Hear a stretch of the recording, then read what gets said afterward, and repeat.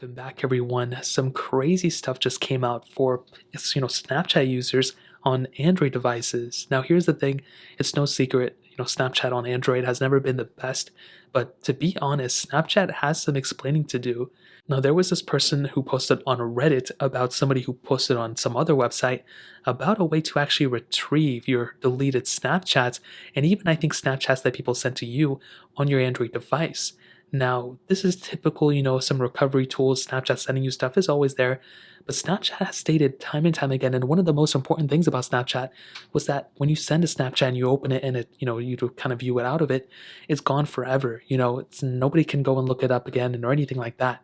But this person was actually able to go ahead and I think without even root access for their Android device, was able to actually go into a subdirectory in their folder and actually able to recover those specific Snapchats that they opened. Now, I think this also includes Snapchats that people had sent you. So again, I don't know about that one. I don't want to, say that and it wasn't the case. But I'm going to link this specific project that this person developed in the description below and maybe even the Reddit post. And I would recommend you guys to look through it.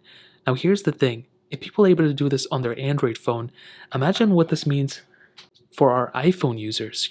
Could we potentially see the same compatibility and the same capability on our Snapchat on iPhone? I think that could potentially be the case. I think that would be a crazy thing if that actually were to end up being the case, but it only makes sense. I only see Snapchat doing some sort of thing like this where why would they make a whole different, well, it's kind of true because they made a whole different app for iPhone and Android. I kind of see this being a reoccurring trend, Snapchat saving these things in the back end. And apparently, if you were to go and delete the app on your Android, then those files get deleted. So that's another strange thing. Why is it still stored in the beginning with?